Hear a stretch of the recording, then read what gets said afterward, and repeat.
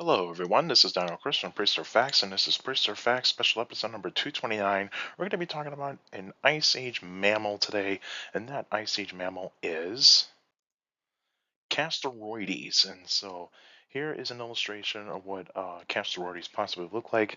Uh, that little one right down there, that's the common American beaver. And then this large one right there is Castoroides. And so let's actually get talked about some information about Castoroides. So Castoroides, the name means beaver-like. The length is 6.2 to 7.2 feet, or 1.9 to 2.2 meters.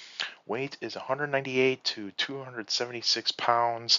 It lived 1.9 million to 1,000 years ago in the Pleistocene epoch.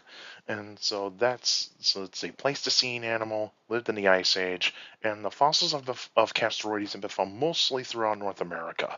And it was described by Foster in 1838. And so here's a map of North America where Castoroides fossils have been found. They've been found mostly in like the United States and even Canada. And so there's even been Castoroides fossils that have been found in Alaska. So the only state that Castoroides in the United States that is not found is Hawaii. And so what we have is an animal that was widely distributed throughout North America. It was found in American southeast, as far southeast as Florida. It can be found in the East Coast. It can be found in the upper Midwest. It can be found in the southern states. It can also be found in the West Coast and even some of the parts of the mountain states. So it's pretty much everywhere. It was everywhere in North America. Here's a size comparison to a human being. And so Castoroides would be considered as, say, about the size of, like, say, maybe a golden retriever in terms of height. But it is actually a pretty large, it's still kind of a large animal nonetheless, but not too large.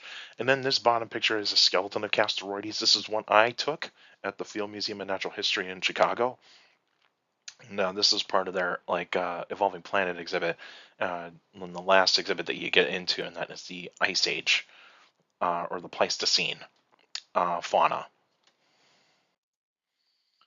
More information about Castoroides. It is part of the Rodentia, so it is a rodent. It is part of the rodent family, so that's very similar to rats, mice, rabbits, um, even like the even like capybara, even the American beaver. And And so these are rodents, and it's part of its own family group called the Castoroidinae, and so it is part of that type of family. So it's still part of the beaver family of rodents, and some distinguishing features of Castoroides is that it's got really large incisor teeth, and they have a very distinct texture as well. Because when you look at rodent teeth, they are very strong. Like those incisors are very strong. Now, Castoroides is not really a carnivore. It is a herbivore. You can see that down on the bottom part right there of this slide. It is a herbivore. It's mostly going to be eating grass, mainly soft grass, like grasses that are like pretty near like swamps and marshes, those sorts of places. Could they eat like twigs and branches from trees? Absolutely. I think they would probably be able to do that. Could they cut down trees? I would highly doubt that because there hasn't been like a really large like Castoroides dam that has been found, or like a fossilized dam. It is mainly probably more likely a rodent that was probably kind of living near water and kind of lived kind of swam in the water as for protection, but it probably did not um, build a dam. They were because they were kind of pretty large, and so they probably were mostly going to be on the land most of the time. Like all beavers, Castoroides had webbed feet, and so they had webbed feet. They were able to swim, and also had a long flat tail. So like a beaver, it has those. It has a tail that kind of feels like a rubbery texture of that skin, but it's actually a tail that is adapted to actually be able to help it swim, and also to like, well, ward off predators too. Because like if it's in the water, it can slap that tail in the water just to make noise, to make the predator to say to the predator, "Go away, don't mess with me," that sort of thing. Because Castoroides, like many rodents, they can bite, and I wouldn't be surprised that that Castoroides mainly used its tail as like a swimming apparatus, as a swimming appendage mostly, but it will actually use it for like a defensive type of way. But the last thing it probably would do is bite. So biting would actually be the last thing it would do against a predator. And like I said before, as a herbivore, it is not a carnivore. It's mainly going to be feeding on plants. The environment in which Castoroides lived in the Pleistocene, it was cool and temperate. There would have been plenty of dense forests and also marshes and swamps, and lots of grass, trees, ferns, flowers. It would have been like a lot of rivers, lakes, and ponds. And of course, other types of animals that were living around that kind of time too, like insects, amphibians, reptiles, birds, and of course, mammals.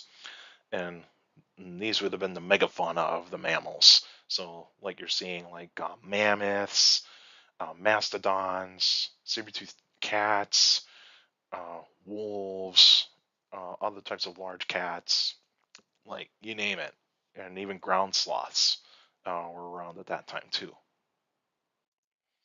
Now, predators. So, Castoroides will definitely have predators.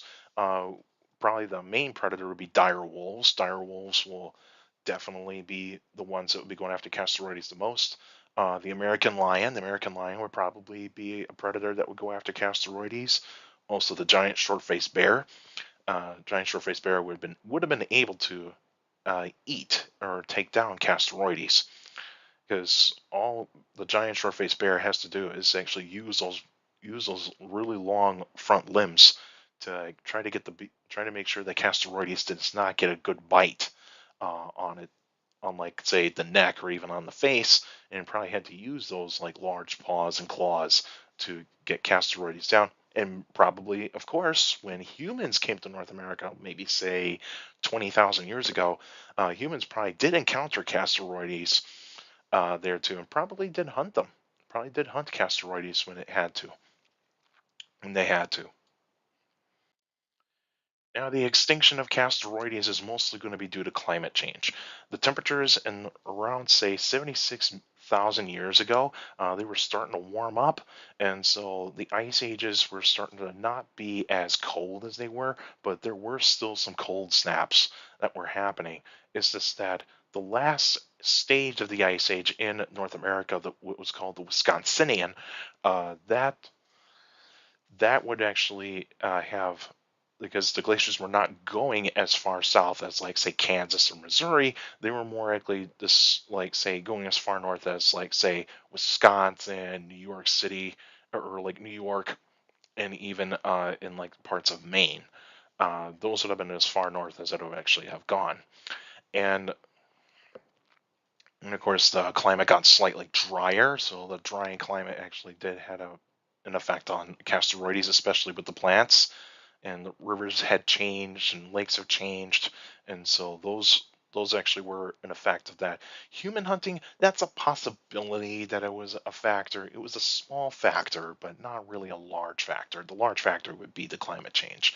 And of course, one of the animals that it did live alongside around say 15 to 20,000 years ago was the American beaver, the North American beaver, and it was more adapted for those changes because it was a smaller body. It didn't require as much food, and of course, it also had one favorability uh, that against Castoroides, and that is the ability to build a dam and shelter for itself. And that's probably the reason why Castoroides went extinct, is because it was too large to be able to adapt to those to the changing climate.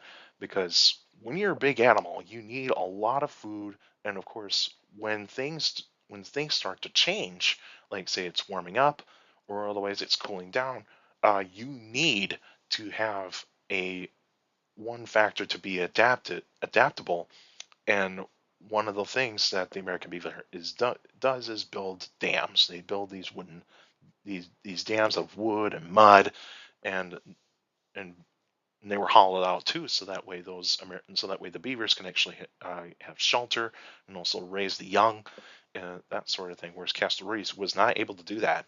He was not able to do that. And so here's a map of the Pleistocene around 18,000 years ago. So this is really, pretty darn close to the Wisconsinian age of North American Ice Age.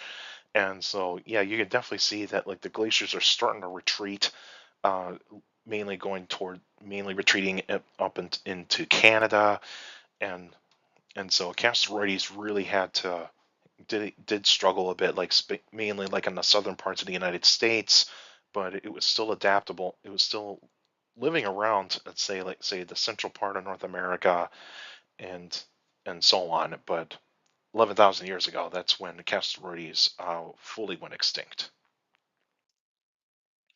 And so the next episode will be on August 8th, 2024, and there'll be a Q&A episode. So if you got any questions about dinosaurs and other prehistoric life, you can email me at dinochrist71@gmail.com, or go to my Facebook page, Prehistoric Dinochrist. Like the page, yes, you post your questions in the comment section. Please put them in the comment section. Don't put them on Messenger. Messengers are private conversations. So please put your questions in the comment section on any Facebook post. And also for YouTubers out there, like the video, subscribe to the channel. According to my analytics, a lot of you guys are checking out my channel are not subscribed yet, so please feel free to hit that hit the subscribe button, and also like the videos, because that's how the YouTube algorithm works now. The more likes the video gets, the more likely the videos get spread out to people that are interested in dinosaurs, prehistoric life, paleontology, and geology in general. So please feel free to hit the like button on on all my videos if you have to, and also feel free to share the channel, share the videos to anybody that is interested in dinosaurs, prehistoric life, paleontology, and geology in general. So please feel free to do so. Like I say, hit that subscribe button and also hit that notification bell so that way you can get notified of notified weekly of every videos that comes out. So because I do weekly videos, not every day, because that's how I do it. And of course, for you YouTubers out there, feel free to leave your questions in the comment section because I do read them all. Your questions do mean a lot on the Q&A episodes. All of you that are sending me questions via email, Facebook, and YouTube, you guys are awesome. You're giving me some great questions for the Q&A episodes. And also make sure you keep your questions short to the point. You can also follow me on Instagram at down.chris.pf. I'll post pretty cool stuff on there. You can also follow me on Threads, same thing, at down.chris.pf. I'll post pretty cool stuff on there as well.